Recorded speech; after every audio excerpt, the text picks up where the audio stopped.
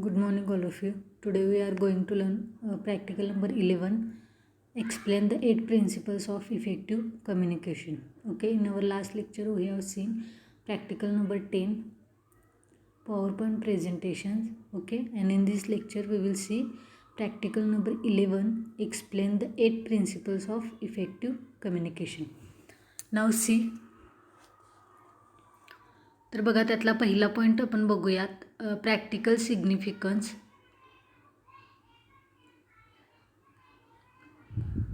जर आपण टायटलचा विचार केला तर बघा, कम्युनिकेशन कशा पद्धतीनं करायचं आणि कम्युनिकेशनच्या आपल्या करिअरवरती कशा पद्धतीनं इफेक्ट होत असतो, ही सगळी माहिती आपल्याला अशा प्रकारच्या प्रॅक्टिकल्समधून मिळत असते. ओके, आणि म्हणूनच जर तुम्हाला परिणामकारक असं संवाद कौशल्य साध्य करायचं असेल किंवा अवगत करायचं असेल तर अशावेळी तुम्हाला त्या संदर्भात असलेली 8 प्रिन्सिपल्स म्हणजेच 8 तत्त्व ही माहिती असणं आवश्यक आहे. तर त्यातला पहिला पॉईंट बघा, practical significance. Effective communication is a fundamental tool for a successful profession and professional.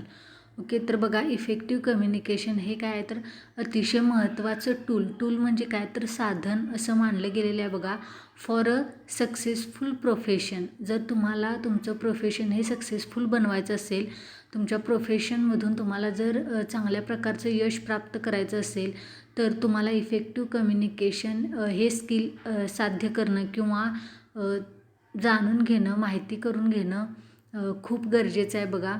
And professional, त्याचबरोबर जी लोक प्रोफेशनली जॉब करत असतात किंवा प्रोफेशनलपणे काम करतात त्या लोकांसाठी इफेक्टिव्ह कम्युनिकेशन असणं त्या लोकांकडं खूप गरजेचं आहे, जेणेकरून ते त्यांचा बिझनेस असेल किंवा त्यांचा जॉब असेल, त्यांचा प्रोजेक्ट असेल तर त्यामध्ये चांगल्या पद्धतीचं यश हे प्राप्त करू शकतील. ओके, जर समजा तुम्ही बोललाच नाहीत तर कशा पद्धतीनं तुम्हाला तुमची मतं मांडता येतील किंवा तुमच्या ज्या काही इमॅजिनेशन्स असतील किंवा तुमच्या ज्या काही कल्पना असतील त्या तुम्ही कशा लोकांसमोर मांडाल जर तुमचं कम्युनिकेशन हे इफेक्टिव्ह नसेल तर. आणि म्हणूनच ज्यावेळी आपल्याला आपली गोष्ट एखादी समोरच्या व्यक्तीला पटवून द्यायची असते आणि आपल्याला वाटत असते की ती व्यक्ती त्या संदर्भात कन्व्हे व्हावी, त्यावेळी आपण काय केलं पाहिजे तर आपलं कम्युनिकेशन हे इफेक्टिव्ह केलं पाहिजे. Okay,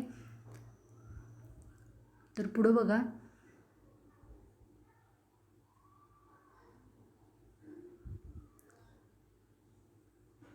it is a vital life skill which benefits in all aspects from a professional life to social gatherings.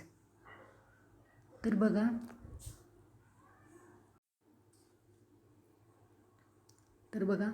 It is a vital life skill which benefits in all aspects. तर ही आयुष्यामध्ये असणारी आपली सगळ्यात महत्त्वाची skill आहे, जी आपल्याला सगळ्याच गोष्टींमध्ये काय पडते तर उपयोगी पडत असते किंवा त्याचं महत्त्व आपल्याला सगळ्याच ठिकाणी पटत असतं.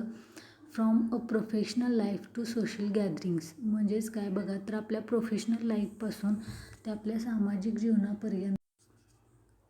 तर बघा, आपल्या प्रोफेशनल लाईफपासून आपल्या सामाजिक जीवनापर्यंत या सगळ्या गोष्टी आपल्यासाठी खूप महत्त्वाच्या असतात. जर आपल्याकडं कम्युनिकेशन स्किल चांगल्या पद्धतीचं असेल तरच आपण आपली एखादी गोष्ट समोरच्या व्यक्तीला कन्व्हे करू शकतो. Okay, with clients and colleagues.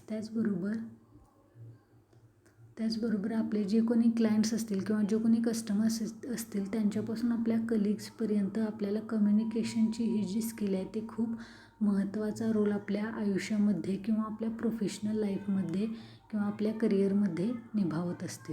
Okay, पुढं बघा, it is one of the most essential skills a professional must have. त्याचबरोबर ही एक सगळ्यात महत्त्वाची अशी स्किल आहे जी प्रत्येक प्रोफेशनलकडे म्हणजे जी कोणी व्यक्ती बिझनेसमॅन असेल किंवा जॉब ओरिएंटेड असेल तर अशा प्रत्येक व्यक्तीला काय आहे तर इफेक्टिव्ह कम्युनिकेशन स्किल असणं खूप महत्त्वाचं आहे आणि खूप आवश्यकसुद्धा आहे. ओके, पुढं बघा,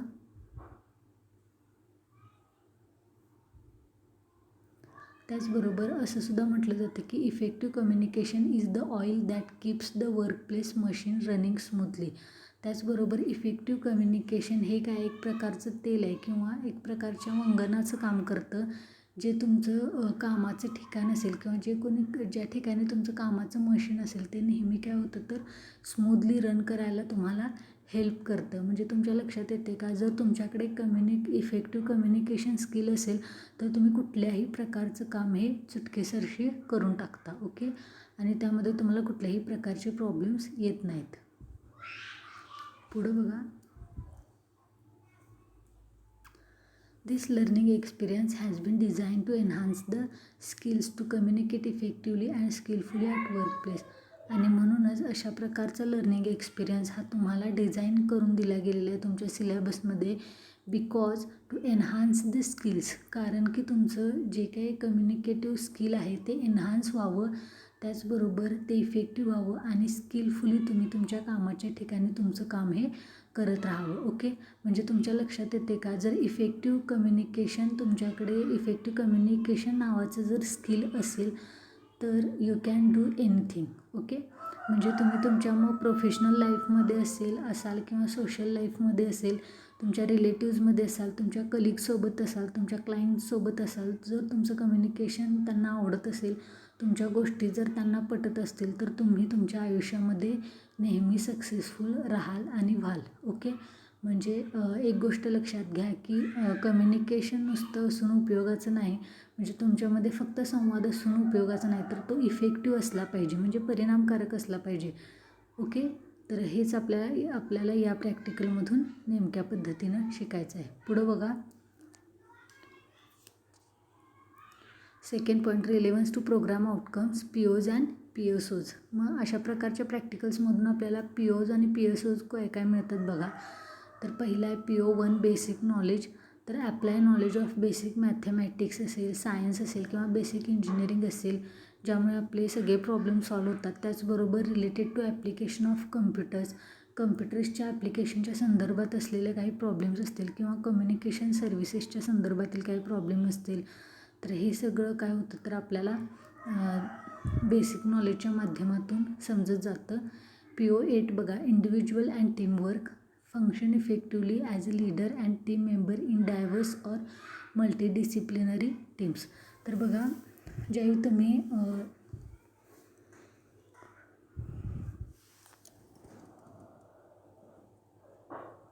ॲज अ टीम मेंबर किंवा ॲज अ टीम लीडर म्हणून जॉब करत असता किंवा काम करत असता, त्यावेळी तुमच्यावरती बऱ्याच जबाबदाऱ्या असतात आणि त्या तुम्हाला पार पाडायच्या असतात. अशावेळी कम्युनिकेशन स्किल हे तुम्हाला खूप मदत करतं. की आणि जरी समजा तुम्ही इंडिव्हिज्युअली एखादा प्रोजेक्ट करत असाल, तर अशावेळीसुद्धा कम्युनिकेशन स्किल हेच तुम्हाला जास्तीत जास्त फायद्याचं ठरतं किंवा मदत करतो. ओके, त्यामध्ये PO9 बघा, communicate effectively in oral and written form. तर बघा, ज्यावेळी आपल्याला एखाद्या व्यक्तीशी कम्युनिकेट करायचं असतं, मग आपण ज्यावेळी इन्फॉर्मल सिच्युएशनमध्ये असतो त्यावेळी बऱ्याचदा काय होतं बघा, आपल्याला जास्त तयारी करावी लागत नाही. Okay, informal situation in the sense की तुम्ही तुमच्या पॅरेंट्सशी बोलताय, तुमच्या कलिगशी असेल किंवा तुमचे रिलेटिव्ज असतील, ओके, किंवा तुमचे फ्रेंड्स असतील, आणि ज्यावेळी तुम्ही फॉर्मल सिच्युएशनमध्ये असता, म्हणजे तुमचे बॉस असेल किंवा तुमचा क्लायंट असेल, ओके, किंवा समजा एखाद्या ऑर्गनायझेशनशी, एखाद्या इंडस्ट्रीशी जर तुमचा संवाद होत असेल, कम्युनिकेशन होत असेल, तर ते कम्युनिकेशन करत असताना तुम्ही most of the time what happen, तुम्ही ते लिहून घेतलेलं असतं. ओके, म्हणजे तुम्हाला काय बोलायचे आहेत, काय मुद्दे नेमके मांडायचे आहेत. मग अशावेळी ज्यावेळी तुम्ही ते लिहून ठेवताय त्यावेळी ते तुमचं ओरली तुम्ही कम्युनिकेट ऑलरेडी झालेलं असतं. आणि ज्यावेळी तुम्ही ते रिटर्न फॉर्ममध्ये ठेवताय त्यावेळी तुम्ही काय झालेलं असतं तर तुमचं रिटर्न कम्युनिकेशन झालेलं असतं. आणि ज्यावेळी ते तुम्ही प्रेझेंट करताय तुमचे मुद्दे तुमच्या क्लायंटच्या समोर, or front of your boss, or front of any industry, okay, त्यावेळी at the time you are become असं effective communicator, okay, by orally. म्हणजे बघा, ज्यावेळी म्हणजे कम्युनिकेशन हे स्किलसुद्धा तुमचं यातून कवर होत असतं. ओके, पुढं बघा,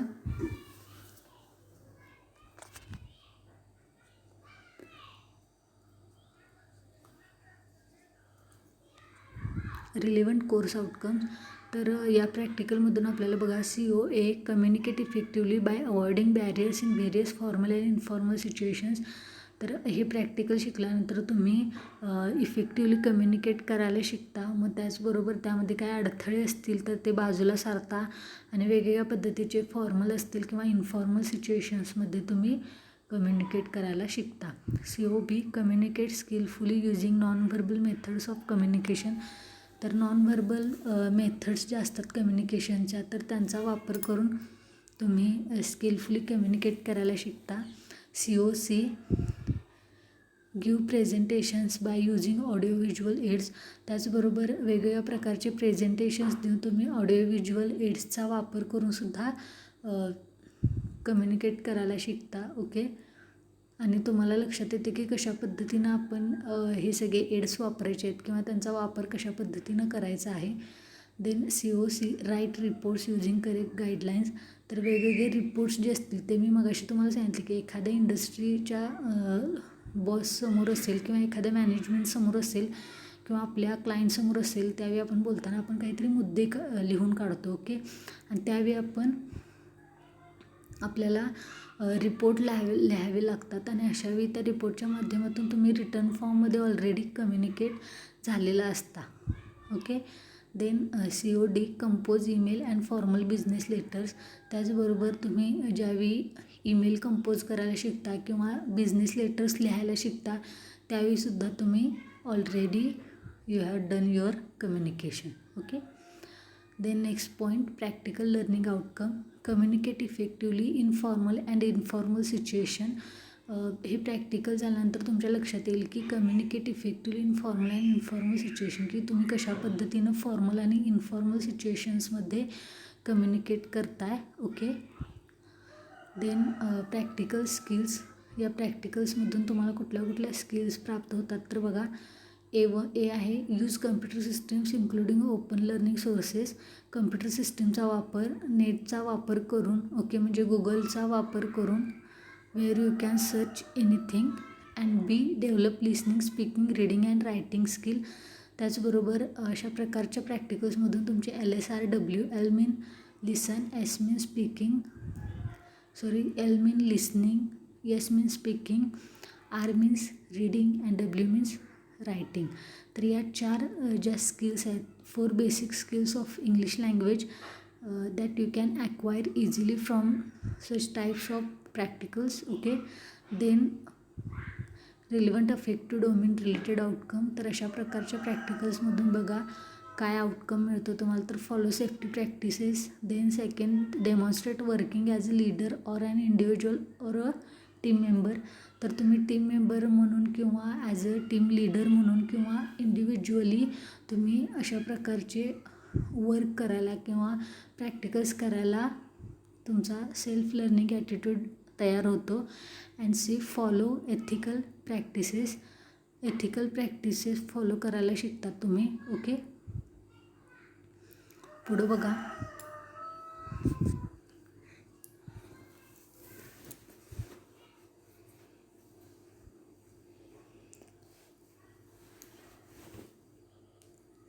minimum theoretical background. The knowledge of vocabulary, sentence construction and basic writing skills is required. The concept of effective communication should be known. तर बघा ज्यावेळी तुम्हाला इफेक्टिव्ह कम्युनिकेशन करायचं असतं किंवा ते शिकायचं असतं त्यावेळी you have to know the knowledge of vocabulary. तुम्हाला व्होकॅब्लरीचं नॉलेज असणं खूप गरजेचं आहे. म्हणजे कुठल्या ठिकाणी आपल्याला कुठला शब्द वापरायचा हे माहिती असणं गरजेचं आहे. Then sentence construction and basic writing skills. त्याचबरोबर सेंटेन्स कन्स्ट्रक्शन तुमचं कसं असलं पाहिजे आणि बेसिक रायटिंग स्किल जी आहे ती कशा पद्धतीची असावी याबद्दलचं you have to know some knowledge of this types. Okay. Then the concept of effective communication should be known. त्याचबरोबर इफेक्टिव्ह कम्युनिकेशनची नेमकी कन्सेप्ट काय आहे, म्हणजे ती नेमकी संकल्पना काय आहे, ती कशाच्या आधारावरती उभारलेली आहे. तर या संदर्भात तुम्हाला फार नाही पण थोडंफार बेसिक नॉलेज असणं खूप गरजेचं आहे. देन एक्सपेरिमेंटल सेटअप और work situation, language lab with relevant software and open learning sources. म्हणजे नेटच्या आधारे किंवा नेटचा वापर करून, गुगलचा वापर करून तुम्ही बरीच माहिती इफेक्टिव्ह कम्युनिकेशनच्या संदर्भातली घेऊ शकता. नेक्स्ट पेज बघा.